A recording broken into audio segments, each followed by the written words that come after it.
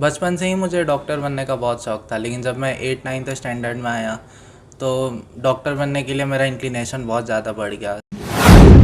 जब मैं 11-12 में गया तो मम्मी मेरे साथ कोटा में रहती थी, तो मेरे सक्सेस का क्रेडिट एलन कोचिंग और मेरे फैमिली को जाता है।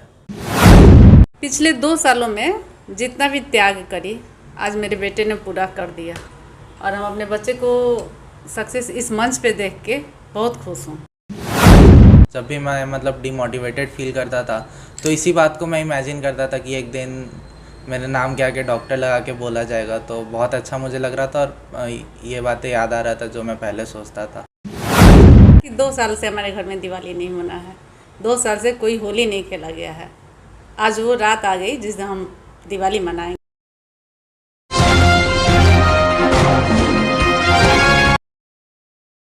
नमस्कार, आपने देखना शुरू कर दिया है न्यूज़ 0 किलोमीटर और मैं हूं नीरज प्रभाकर। अभी मैं छौड़ादानो प्रखंड के भतनहिया गांव में मौजूद हूं और मेरे सामने मौजूद हैं Ayush Kumar. National testing agency जो भारत सरकार की एजेंसी है, 2024 नीट की परीक्षा उसने संचालित किया और उस परीक्षा के परिणामों में आयुष कुमार पूरे भारत देश भर में टॉपरों की लिस्ट में शुमार हुए हैं।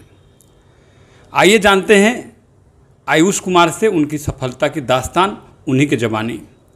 आयुष, सबसे पहले स्वागत है हमारे चैनल पर। कैसा महसूस कर रहे हैं आप? बहुत अच्छा लग रहा है मुझे।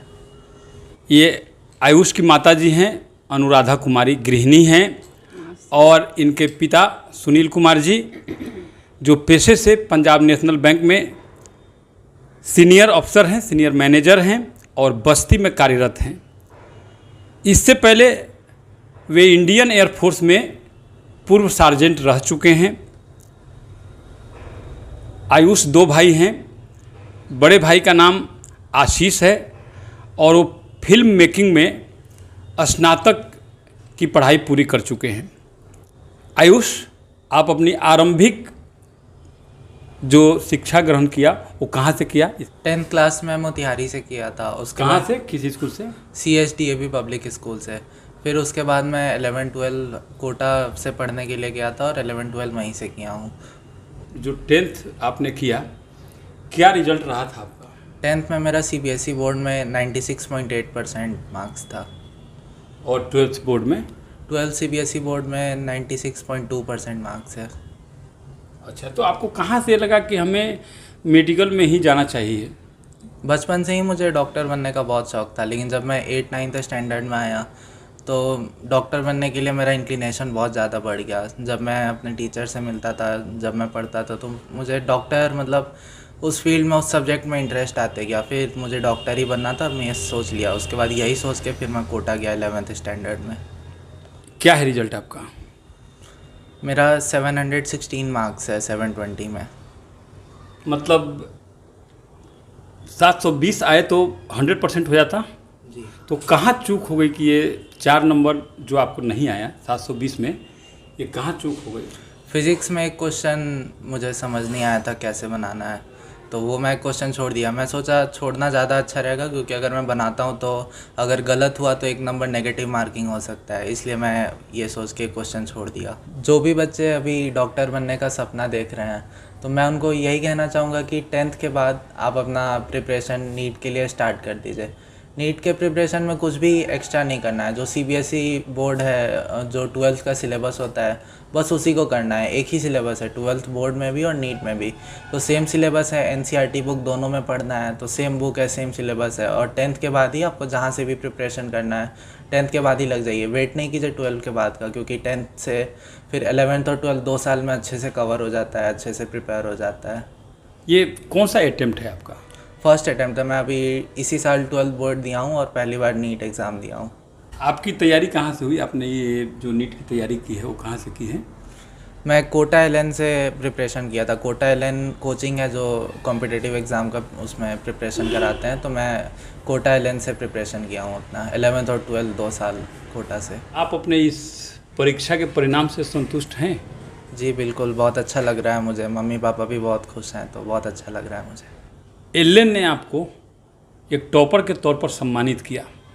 तो उतने बड़े मंच पर सम्मानित होना गौरव का एक क्षण रहा होगा। उस वक्त आपने कैसा महसूस किया था? मुझे बहुत अच्छा लग रहा था, बहुत सारे बच्चे आगे बैठे थे और मुझे बस वो दिन याद आ रहा था जब मैं पहली बार कोटा में गया था और पहली बार उसी हॉल में बैठा था। आगे मतलब बच्चे जहाँ बैठे थे, मैं 2 साल पहले वहीं बैठा था और 2 साल बाद मैं स्टेज पे खड़ा हूँ। तो मैं बच्चों को बोलना चाहता हूँ जो भी अभी पढ़ रहे हैं, बस इतना मन से पढ़िए कि आपको भी आगे ऐसा मौका मिले। बहुत सारे बच्चे हैं जो नीट की तैयारी उनका सपना है, नीट का एग्ज़ाम क्रैक करना उनका सपना है, लेकिन उनको मंच नहीं मिल पाता है या कोई बताने वाला नहीं है कैसे करें। उनके परिवार में कोई लोग पढ़े लिखे नहीं हैं ज़्यादा करके, तो फिर वो अपनी तैयारी कैसे करें? जो बच्चे डॉक्टर बनने का सपना देख रहे हैं, तो मैं उनको यही बोलना चाहूँगा कि अब तो बहुत सारे रिसोर्स हो गया है, बहुत सारे कोचिंग हैं। आप जहाँ भी जिस भी कोचिंग में एडमिशन ले रहे हैं, जैसे भी पढ़ रहे हैं, बस अपने टीचर का बात फॉलो करना है। एक्स्ट्रा कुछ भी खुद से नहीं सोचना है। टीचर या जो भी गाइडेंस आपको दिया जाए टीचर के द्वारा, उसको बस फॉलो करते जाना है और सब कुछ होते जाएगा अपने आप। क्या नीट की तैयारी के लिए कोचिंग को ज्वाइन करना 100% अनिवार्य है कि अनिवार्य नहीं है? नीट एग्ज़ाम में एनसीईआरटी बुक से क्वेश्चन आता है और एनसीईआरटी बुक 12 बोर्ड का भी सिलेबस है। तो एनसीईआरटी को अच्छे से पढ़ना है, कॉन्सेप्ट क्लियर करना है, प्रैक्टिस करना है। अब ये खुद से भी कर सकते हैं, कोचिंग से भी कर सकते हैं। तो इम्पॉर्टेंट मतलब यही है कि एनसीईआरटी बुक कवर करना है और प्रैक्टिस करना है। अच्छा, इसके लिए ऑनलाइन का जो प्लेटफॉर्म है वो कहाँ तक सहायक है? ऑनलाइन में पढ़ाई तो बिल्कुल बहुत अच्छा होता है, तो पढ़ाई हो जाता है, लेकिन जो प्रैक्टिस होता है एग्ज़ाम का, जो 3 घंटे 20 मिनट बैठ के एग्ज़ाम में देना रहता है, बबल भरना रहता है, उसका कमी रह जाता है ऑनलाइन प्रिपरेशन में। तो उस चीज़ का अलग से ध्यान दिया जाए तो ऑनलाइन से भी प्रिपेयर किया जा सकता है। बहुत बच्चे ऐसे हैं जो घर पर तैयारी करते हैं, या खुद से या ऑनलाइन, या बहुत सारे बच्चे ऐसे हैं जो आप जैसे कोटा, दिल्ली, पटना कहीं रह के तैयारी करते हैं। तो दोनों जगहों की तैयारी में अंतर क्या पड़ जाता है? जो भी बच्चे जैसे किसी कोचिंग से तैयारी कर रहे हैं, तो वहाँ पे उनको बच्चों के बीच में रह के पढ़ने का माहौल मिलता है, कंपटीशन रहता है। जब भी आप हर दिन बाकी बच्चों को देखते हैं तो कंपटीशन दिखता है, तो उससे पढ़ने के लिए और ज़्यादा मोटिवेशन होता है और ज़्यादा मतलब लगता है कि पढ़ाई ज़रूरी है। और कोचिंग ज्वाइन करने का ये भी एक फ़ायदा है कि प्रैक्टिस बहुत अच्छा हो जाता है, बहुत बार टेस्ट होता है हर वीक में, मतलब हमेशा कुछ वीक पे टेस्ट होते रहेगा, तो प्रैक्टिस बहुत अच्छा हो जाता है। और जो बच्चे खुद से प्रिपरेशन करते हैं उनका वो एग्ज़ाम प्रैक्टिस में थोड़ा कम ही रह जाता है, तो उसको अलग से ध्यान देना चाहिए। आपकी सफलता ने अब शोर मचा दिया है। आपकी सफलता की जो कहानी है ये अब सुर्खियों में है। लोग आपको बधाई दे रहे हैं, बधाइयों का तांता लगा हुआ है, लेकिन आपको यहाँ तक पहुँचाने में, आपको नीट की तैयारी कराने में, आपको सफलता दिलाने में अब तक किनको आप अपने प्रेरणा का स्रोत मानते हैं? मैं 8, 9 और 10th स्टैंडर्ड में सर से कोचिंग पढ़ता था अपने होम टाउन बिहार में ही। तो सर से मुझे बहुत इंस्पिरेशन मिला था हार्ड वर्क करने के लिए। सर का एनर्जी देख के मैं मोटिवेट होता था, तो बहुत मुझे अच्छा लगता था। और जब मैं 11-12 में गया तो मम्मी मेरे साथ कोटा में रहती थी, तो मेरे सक्सेस का क्रेडिट एलन कोचिंग और मेरे फैमिली को जाता है। नए बच्चे जो तैयारी में लगे हैं और 1-2 अटेम्प्ट से उनको असफलता लग रही है, हाथ सफल नहीं हो पा रहे हैं, कहीं चूक हो जा रही है, तो वैसे बच्चों के लिए आप क्या कहना चाहेंगे? मेहनत तो बहुत सारे बच्चे करते हैं और काफ़ी मेहनत करते हैं, लेकिन बहुत बार ऐसा होता है कि पता नहीं होता है मेहनत कैसे करना है और किस डायरेक्शन में करना है। तो सही मार्गदर्शन बहुत इम्पॉर्टेंट है, मतलब कैसे पढ़ता है। तो अपने टीचर का बात फॉलो करते जाइए, जहाँ भी जिस भी कोचिंग या स्कूल में है तो टीचर का बात फॉलो करते जाइए। और मैं अपने तरफ से बताना चाहता हूँ कि एनसीईआरटी पेपर फ्रेमिंग बुक है नीट का, तो एनसीईआरटी को बहुत फोकस करना है। फिज़िकल केमिस्ट्री और फिज़िक्स में शॉर्ट नोट्स बनाना है, एनसीईआरटी को हाईलाइट करते हुए पढ़ते जाना है, ताकि लास्ट में जब एग्ज़ाम के कुछ महीने पहले हाईलाइटेड रहेगा तो उसे रिवीजन करने में बहुत हेल्प होगा। तो इन बातों का ध्यान रखना है। अपने होम टाउन में जो बच्चे पढ़ते हैं या घर पर पढ़ते हैं और जो बच्चे एलएन में पढ़ते हैं, तो एलएन में क्या खास है? एलएन में टीचर्स बहुत अच्छा पढ़ाते हैं, बहुत अच्छा मोटिवेट करते हैं सर, तो टीचर्स बहुत अच्छे रहते हैं और टेस्ट हमेशा होते रहता है, तो प्रैक्टिस बहुत अच्छा हो जाता है। और मेरे ख्याल से प्रैक्टिस बहुत ज़्यादा होने का ही कारण है कि कोचिंग से बहुत अच्छा रिज़ल्ट आता है। तो प्रैक्टिस एक मतलब पॉइंट है जिसके लिए कोचिंग में। जब अब की बार आप महेश्वरी सर के सामने थे उन्होंने आपको मंच पर बुलाया, आपको डॉक्टर कहा, आपको शाबाशी दी, कैसा लगा उस वक्त? कहते हैं मेहनत खामोशी से करो, सफलता शोर मचाती है। मैं चाहूंगा खड़े होके उन 3 बच्चों का स्वागत करें।